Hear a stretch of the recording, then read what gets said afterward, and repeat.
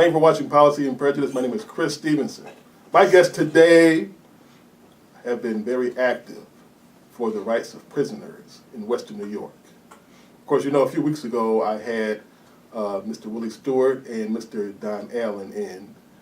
They were advocates and liaisons for the Erie County Holding Center, working under Sheriff Tim Howard. Today I have Mr. Chuck Culhane, who's a veteran activist, long-time activist in Buffalo working for the prisoners' rights, as well as a board member of Prisoners Are People Too, and you can add whatever other credentials, whatever, like my mind is drawn a blank already. Well, I came to Buffalo to live in '94 to finish up a master's program. Right. And I just stayed. Yeah. And met a lot of good people, and this is my hometown now. And Okay. I had the privilege to teach a little bit, a few years, and I was the caretaker at the Western New York Peace Center for about 10 years. And then I kind of got in a little trouble. I went back to prison for drug use. Okay. So twice. And, Right. But I've been out now about 5 years, and I've been getting back on my feet, retired, and yeah, I'm just trying to stay active in the community and Excellent. give back a little. Right. I got you. And Mr.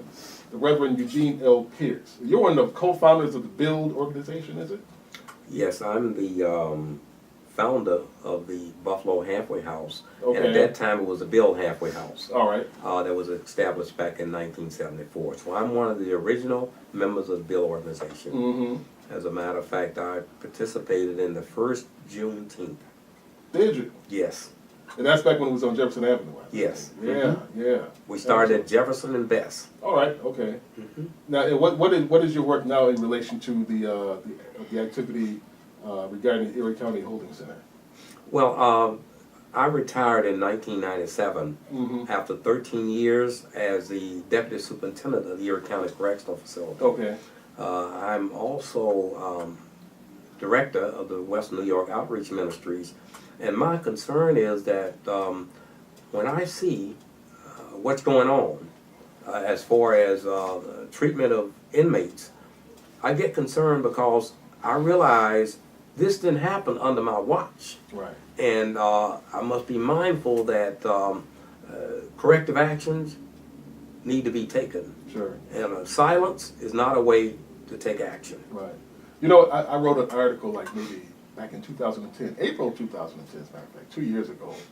And at that time, there were 9 deaths reported. And I think three in a row the previous 3 months of that time.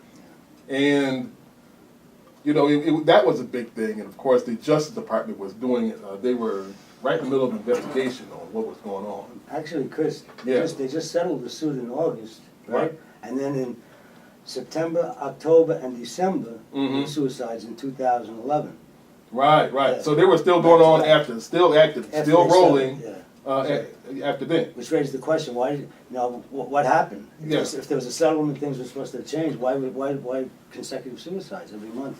Right. Yeah. See, that's the thing. My question is, because when you see this, the first thing in my mind is murder. There's some sort of misconduct going on there. Okay, I can't. It's hard for me to picture that many suicidal people just get like, well, I think I'll commit suicide. Okay, that doesn't happen. I just don't see that happening. Okay, there's something going on. There's some commonality. I don't know if they got a rogue prison guard there or whatever. And this is not prison. This is a county jail. Yeah. There hasn't been any trial. There hasn't been any verdict yet. Right. Okay, these are people there. They may be DWI or got into a fight. You know what I'm saying? Most of these people there, their cases have not been determined yet. So why are they being treated like they're in Fort Leavenworth? You understand what I'm saying? Yes. So that's my question. You get any one of you guys can. Not disagreeing with Chuck, but what we have what you call a stipulated settlement. Yeah. Stipulated order of dismissal. And the case is still before Department of Justice, but there's a 40-page document outlining what must be done in order for the complaint, the action to be canceled are not pursued further by the Department of Justice. Right. So it's not settled. Right. Okay. Now also in the stipulated order, it deals with the what we call the podular unit. Those are the modern rooms in the area, and it doesn't deal with the cell block and the tiers. Okay. Most of the recent homicides take place in the cell blocks and the tiers, where an individual can wrap something around a bar, for instance, and commit suicide. But then I think there's a climate that's been created conducive to suicides. In a way, it might be homicides, because, for instance, the sheriff, he has monies in a fund to provide for welfare and rehabilitation of inmates. The welfare is not social service, but the welfare is providing the training and the education necessary for inmates to go out and be more job ready. For instance, for the last 4 years, he's had something like $2 million in that telephone fund, and instead of using it for inmates' improvement, he's used it for every other thing under the sun. Such as? Well, Computers? computers, $64,000 last year for computer maintenance. The ironic thing is, not one computer has been purchased in Erie County for inmates' use of training. As a matter of fact, not even what do you call the boards? Keyboards. Yeah. Not even a keyboard. So I asked him in a meeting last Wednesday, why are you doing this? And don't you know what's wrong? And he had something smart to say. But I think as long as the legislators, our elected officials, don't put his feet to the fire, and we remain silent, he'll continue to do that. Did you remember what he said specifically? He said, the commissary funds are under my authority. I said, I'm not talking about the commissary funds. I'm aware of that because for 13 years, I lived under the same minimum standards that he should live under. Sure. I know that. So I said, I'm not talking about commissary funds. I'm talking about telephone funds. When we talk about commissary funds, there's a profit about $65,000 a year. Now, for telephone funds, we're talking about over $500,000 a year. And this man goes around with a checkbook. And the two people that can sign checks out of this fund would be himself and probably the undersheriff. So he's buying whatever you want to buy, irregardless. And the sad thing is, 75% of inmates have not completed high school.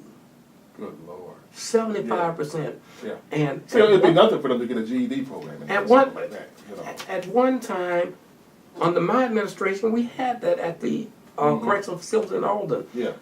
But the computers was provided by EOC as a part of the University of Buffalo.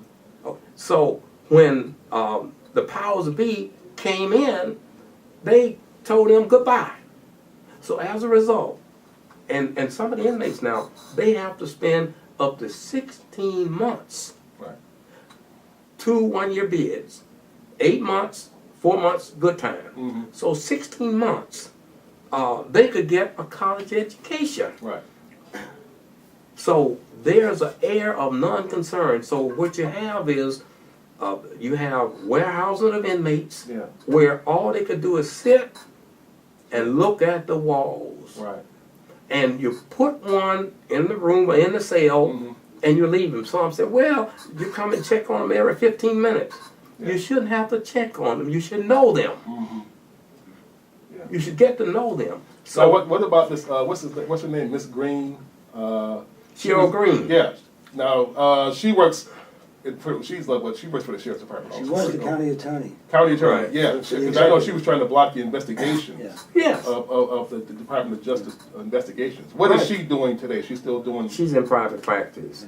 As a matter of fact, she was a member of our Citizens Correctional Advisory Board. Yeah. Appointed by She was Congress. appointed by Collins, but she has been replaced by Joe Saccone of the county budget department. Okay. So she's no longer part of All right. the advisory board. How is Saccone, as far as that's concerned? But we don't know yet, he's coming on. Okay. But one thing, when federal investigators receive complaints about conditions at the jail, Yeah. beatings, suicides, and so on, Mhm. now they didn't call anybody and say, listen, go picket that jail, it's a terrible thing. They came like professionals, this is the Yeah. United States government. Right. They said, well, we got a complaint, and we're gonna look into it. Mhm. And they went and they said, well, we'd like to go into the facility, interview people, see if there's any basis to these complaints. Right. And the sheriff, by two orders, I believe, of Collins and the county attorney, said, no, you don't have a right to come in and tour our facility at will. You're just liberals from Washington trying to stir up shit because I'm a Republican. Sheriff Howard He said this? didn't say it that way. Okay. But this is Right. what subsequently came to light, that Yeah. they were saying, no, we don't have to let you come in. Then the federal government said, well, if there's no problem, why can't we even go in to investigate these Right. civil rights complaints? Yeah. Is that what it was? Families of people who committed suicide. Yeah. Some of the families felt that it wasn't suicide. Right. All right, nobody's saying anybody killed anybody, Mm-hmm. but investigations will reveal if there's more to the picture, you know? Sure. So, but to close the door, then it raises the question, well, what are you hiding? You know, you're not Yeah. open to the federal government? Exactly. You know, they're just looking at conditions of any Right. complaints. Right. So then the New York State Attorney General's office also filed a suit, the federal government did, and the state filed a suit over not having, Minimum standards, minimal not standards being in of- compliance. Right. So the sheriff, he's like, oh, everybody's picking on me, you know, I'm a Republican, blah, blah, blah. And, I mean, he's straightforward, and they are picking on him because there's problems. And he's saying, no, there's no problems. Yeah. You know, people commit suicide outside too. Right. But the rate of suicides at that jail is 4 times the national. Sure. I'm sorry, Yeah. but it's 5 times. 5 times. Five Five times the times. national average. Oh, That's yes. incredible. So there That is incredible. there were Yes. 11 suicides in what, 5 years now? You know, and a lot of them happened like, you know, Yeah. after the How about investigation. 18? In 5 years? Yes. 18 suicides in 5 18 years? suicides, yes. Good Lord. See, now, I've been trying to get a list of the names, as a matter of fact, because I'm going to do another article on that, you know, as far as that's concerned. Sheriff Howard, you know what, you guys saw the video, the last video, I think, with Yeah. Stewart, and Willie, you know, it was loud talking and saying, hey, you can come down to prison anytime and visit. Now, I called Willie off the show, of course, later on, a couple weeks later, and he was like, well, I gotta have to see, I'm not sure, you know. So I'm still trying to figure, I'm still trying to get waiting for an invitation to go there and tour Right. and see for myself, okay? You know, nobody's trying to slander anybody here, Right. you know, it is what it is. Yeah. You know, 12 people, 18 people are dead, whatever the case may be, that's a lot of people, okay? So that's why I named my article Buffalo's Death Row. It's a death row. It's It is. county It jail with a death row, okay? Yeah, and let me just say too, oftentimes we think of the holding center as a place only for holding. Mm-hmm. But there are individuals that's been sentenced that's being retained on appeal. They're at the holding center. Right. There are also individuals that's being charged as parole violators. Mm-hmm. They are at the holding Holding center.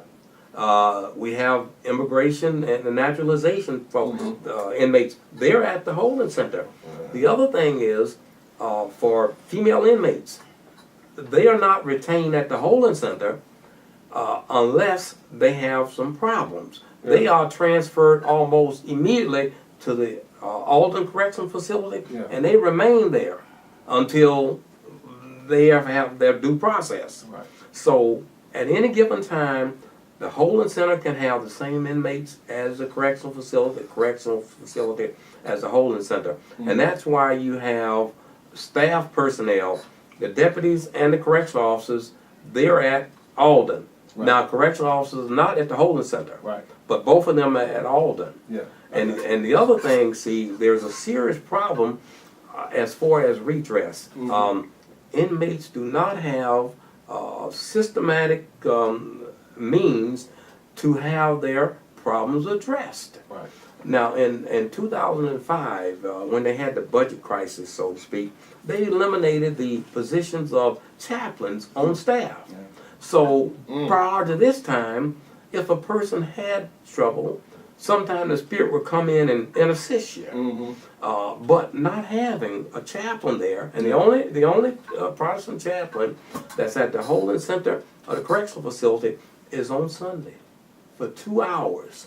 Wow. On Sunday for 2 hours. Right. There's constant bad news from home and other things that a person needs a spiritual outlet for. Right. And for the sheriff to eliminate this position Yeah. and still holding off that I have enough volunteers. Well, you know, you have to have a staff person assigned there responsible. Yeah. And I don't have anything against Brother Allen and Brother Stewart, but they cannot be community liaisons because there's an air of lack of trust. Yeah. So you can't expect the fox Sure. to check out Right. the hen house. Right. It doesn't work. So now we have to have a credible means for inmates to complain. For that reason, the Erie County Advisory Board, we proposed the establishment of an ombudsman. And the ombudsman job would be to act as a community rep, inmates rep, and that type thing. Right. And that way, and not beholden to the sheriff. Okay. This person will be attached outside the sheriff department. Independent. Yeah, that's good. That's See, good. because they don't have a source that they can feel confident of. Yeah. And also, say a month ago, most people saw the situation where an inmate head was banged against a cell. Not by 2 or 3. There were 6 deputies there. A concrete wall. He was constantly banging against this concrete wall. It was covered by the Buffalo News and the major channels. And how will a person feel confident that they could go to any of these 2 community liaison folk Right. and think that they won't be retaliated against?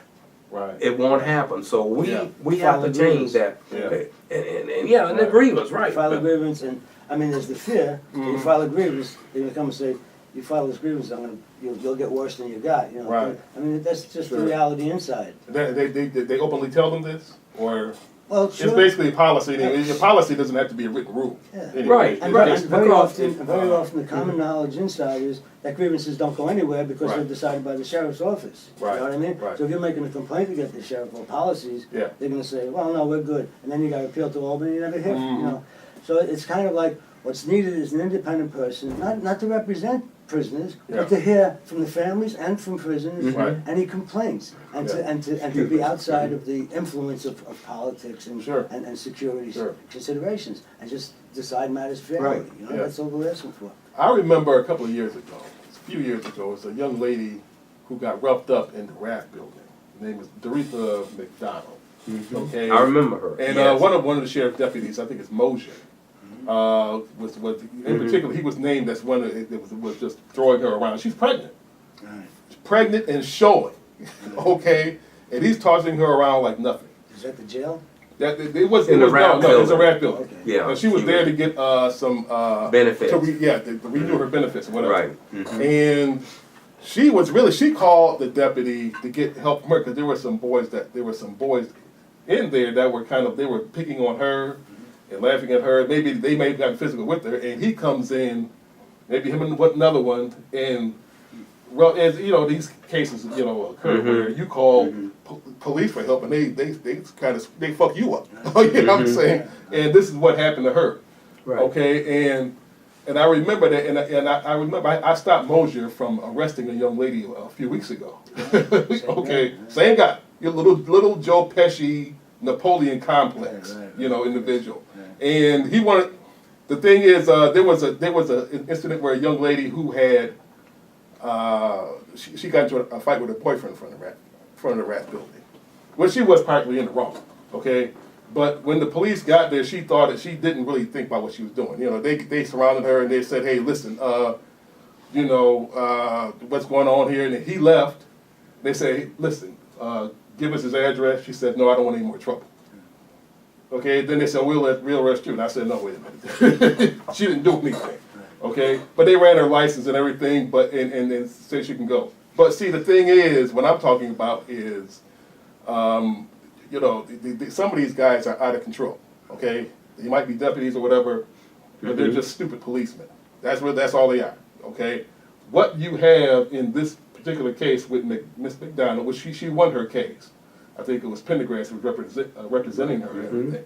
And, you know, I don't know if she's getting any financial reward out of it or anything. That's tough to get in Buffalo. Buffalo's a tough nut to crack, you know. But, you know, my dealings with some of these guys is it starts at the top and it works all the way down to the bottom. Yeah, they set the okay? tone. They set the tone. You know, that's it. I was right there. I talked to the Undersheriff Donovan. Okay. Yeah. I was the only one in the room. Willie Stewart was with me, Sam Radford, all those guys. BLAC. I was the only one that was really recommending this guy get suspended.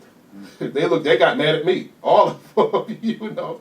What are we doing there if you're not speaking for the victim? Okay? So I thought, you know, I expected Donovan to throw under the bus. I don't expect our people to do this. You understand? So this is what's going on. So what I'm saying is Buffalo is a tough nut to crack because everybody is in it with each other, it seems like. Yes. Okay? And that's what you got going on with the Erie County jails.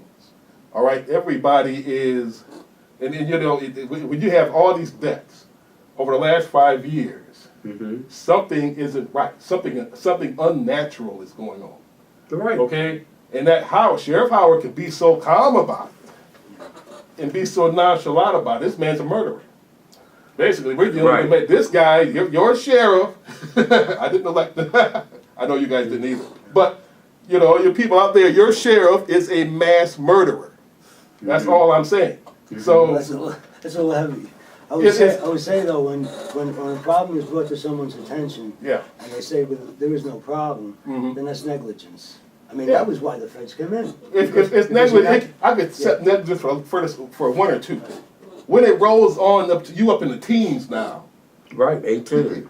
you are part of the problem now. That's why I say that. I'm not saying he's going in the cell and shooting people and everything. I'm not saying that. I'm saying by your complicity. You're not resolving it. Right, not resolving, and you're the one. You're the sheriff. Okay, so you know that's all I'm saying. That's why I say that. You know who else is going to take responsibility? If you're not going to, if I'm the sheriff, I'm going to say, okay, deputy so and so, they're the ones. They're the problem. They're killing. I'm going to get rid of these guys. They're going to go to trial. Okay, if I'm just covering up everybody, you know, blowing activists off and everything, something's definitely wrong. Now, in fact, I want to talk to you guys because I know about that meeting. I was going to go there myself. I didn't make it. Wednesday, the Merriweather. Okay. Right.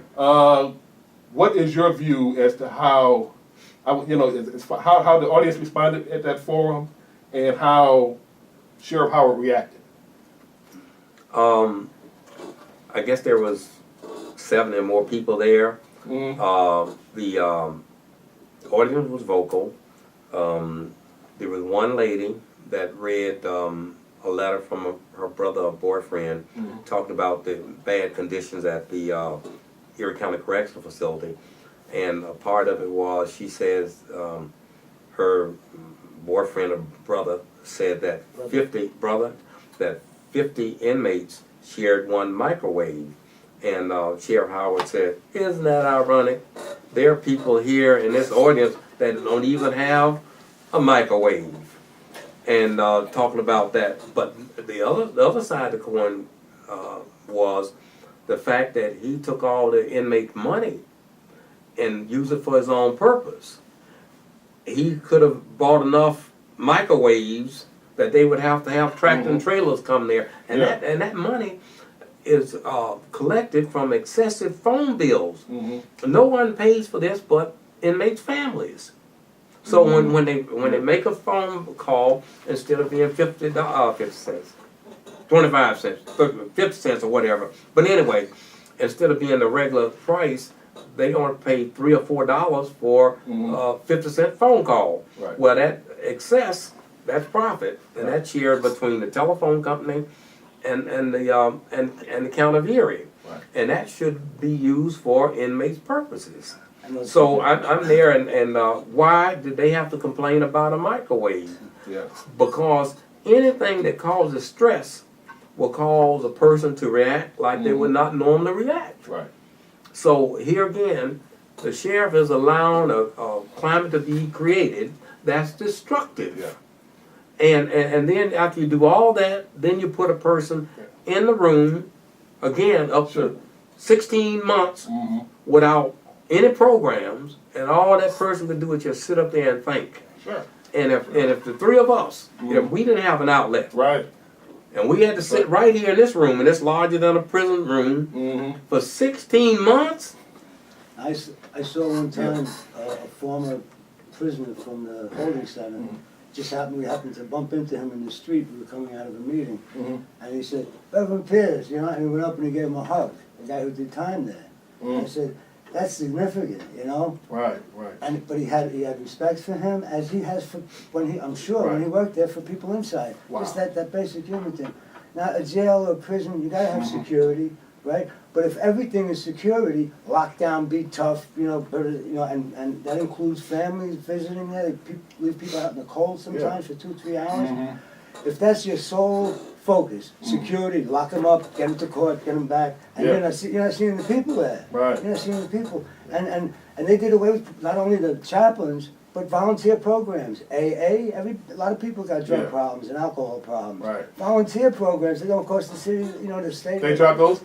Yeah. So, and They dropped AA? They dropped everything, almost practically everything. Yes. Any programs Wow. that were there, they had a list, and it comes under the umbrella of security. We don't have enough security to cover all of these areas. Sure. And they need more security and more, but security ain't doing it. Yeah. You know what I mean? Well, see, when you do have that, 2 guards for every prisoner, and if you're not doing it, you're not doing it. You don't need more guards. You need to engage the people in there Right. and not let them get beat up or fall into conditions of despair where they kill themselves. yeah. You know what I mean? See, what you have in the situation, what you're describing, you guys are talking about sabotage by omission.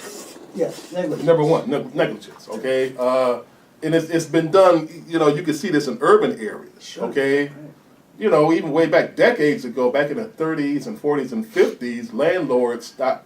If lots of tenants were black tenants in the neighborhood, like your Jewish landlords, Italian landlords, or whatever the case may be, stopped doing maintenance for that community. Right.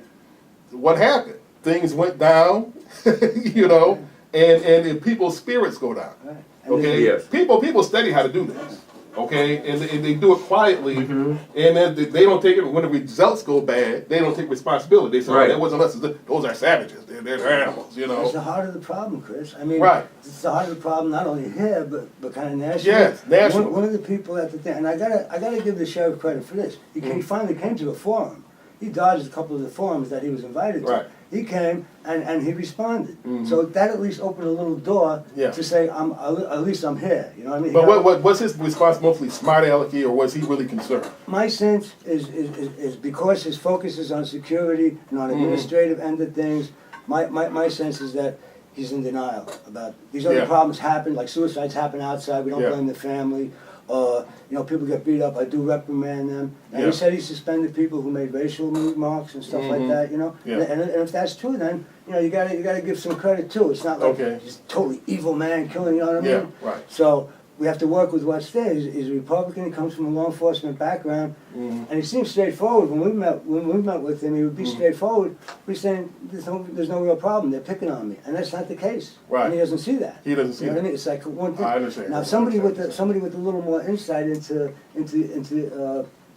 the situation, especially the racial dimension. I mean, that's the heart of it, and it's a national phenomenon.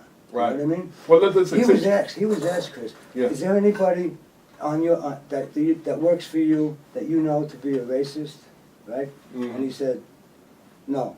And people started laughing. You know what I mean? Right? People started laughing. Now, Right, right. And that's a response that someone's gonna make. You know what I mean? Yeah. But who doesn't know people who are racist? You Yeah, know what mean? I think- I come up racist. My father didn't want me to talk to Italians. Mhm. I'm Irish, you know? More so Spanish Right. and black folks, right, you know? right. So it's a problem. I think what the sheriff wanted to do, and he tried to do, is to protect his turf. Yeah. For instance, in the back of his mind, and I pointed a couple of items out to him as far as the use of telephone funds, and he had something smart to say to me. And James Payne, he did an outstanding job as far as being the moderator, Yeah. facilitator. Yeah. He told him, don't get personal, answer his question. That's what he said to the sheriff. Mhm. And the question was about how can the sheriff justify spending that $64,000 to maintain computers, and it's supposed to be for inmates, and they don't have a computer. And he, you know, and when he finally answered the question, it was that, to me, yeah, you're correct, okay, and we've never purchased computers for inmates. He said that, but he didn't want to say it because he knows if he purchased this and that for inmates, that's less than that he has, that he could do what he wants to with it. Now, mind you, he's spending all this money, and he doesn't have to put anything out to bid. He doesn't have to purchase through the state contract. As a matter of fact, we were at a meeting, Chuck and I, Karima, and he said, well, I wanted to purchase some items, and I told Whipperman, yeah, go and buy them. And Whipperman was sitting right there. He said, yes. Now, when you have that type of money, Yeah. and you don't have any checks and balances, Right. that's a real plus. So the sheriff tried to protect first his cash cow. Right. The other thing is, when talk about staffing, he never got into the fact that he talked about, you know, the table of organization, but he never talked about the lack of minority in top positions. Right. He has superintendent, about 4 deputy superintendents, assistant superintendents, Yeah. aren't any of them black. So now for inmates with complaints, they don't have individuals that look like them Right. that they can come to. Yeah. And that again is a stress factor. How many black deputies, period, does he have?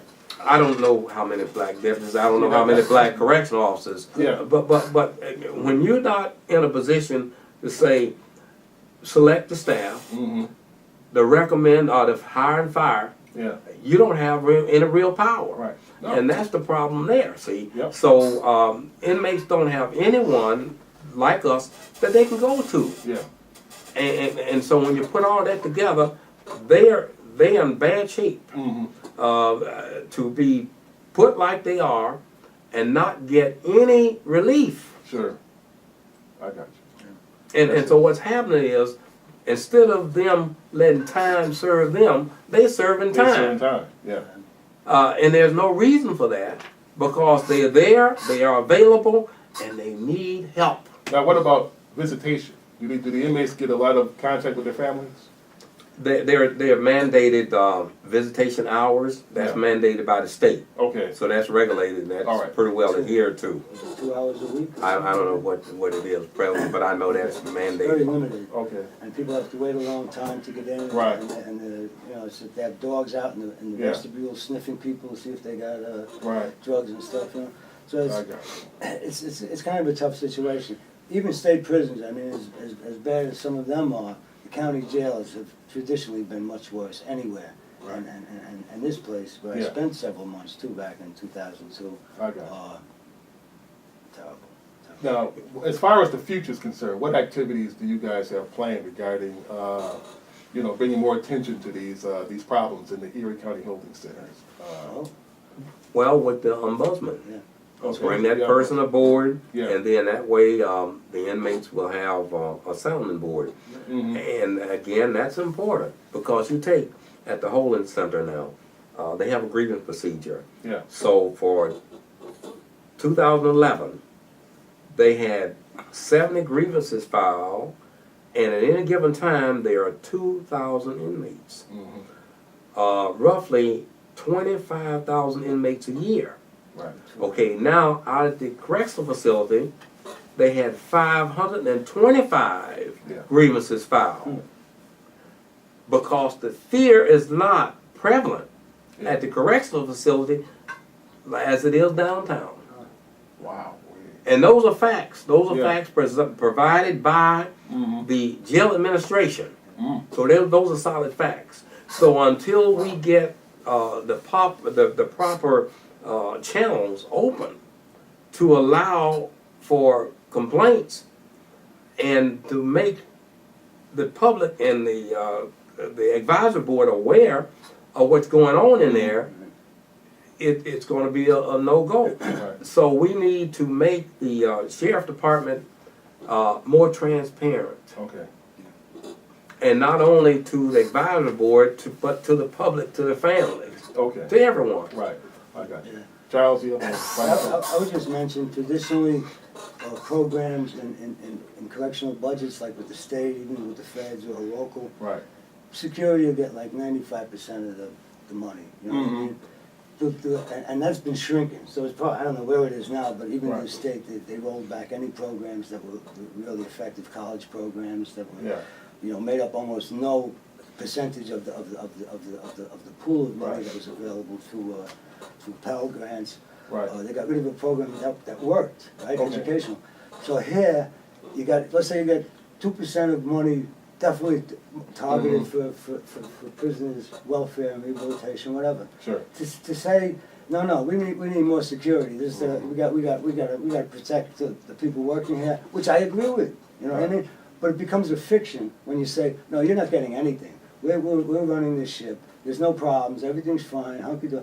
So, if that's the reality, then you have to move on. You're not doing what you elected to do. Yeah, but I think that's just a cover up to say we don't have staff, so we can't provide welfare and rehabilitation services. So then we keep the money and do what we want to, like we've been doing all the time. Right. With overtime. Yep. So the retirement and all that's going to all that stuff. Yeah. But how can people who are watching this, you know, they're going to see this on TV and YouTube, and they're going to, you know, they might have family or friends that are locked up. How can they get in touch with you and your organization? Wednesdays between 5 and 6, our group is in front of the jail. Okay. And we're not there banging on the walls anymore, but we're a presence, we're standing, we're saying that the conditions need to be addressed and changed. we're demonstrating. People are afraid. There's nothing to fear. This is our right to assemble, protest. Right. And we're trying to bring to attention some of the problems there. And on the plus side now, the sheriff's coming out a little bit.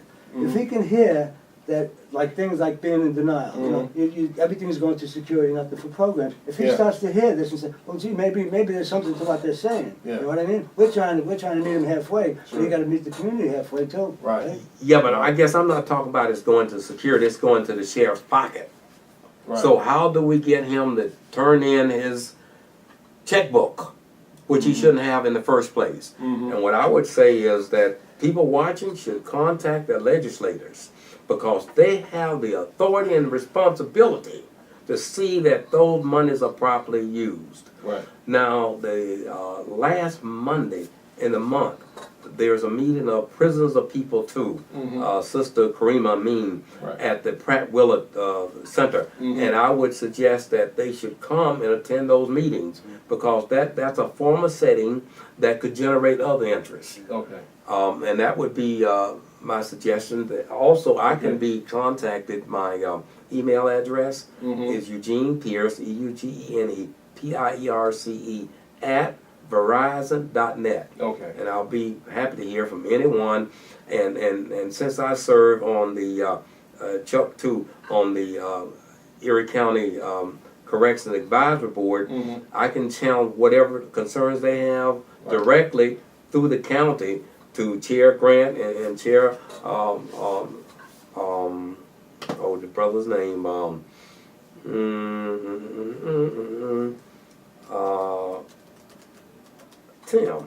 Tim Hogs? Hogue, yeah, Tim Hogue. He's gonna shoot me. Yeah, he's gonna shoot me for that. Tim Hogue, yeah, a good brother. He chairs the Public Safety Committee. Okay, all right. Mhm. Excellent, excellent. Well, listen, thank both of you for coming on today. It's definitely a pleasure. It's a pleasure meeting you. Same You here. know, and like I said, this is not going to be the last time because this is going to be an ongoing series that I'm doing, and I want to get this taken care of. I want the voices on here to make sure, and you know, to continue to follow up until these issues are taken care of. Great. You know, so thank you all for watching Policy and Prejudice. My name is Chris Stevenson. You have a safe week, gentlemen.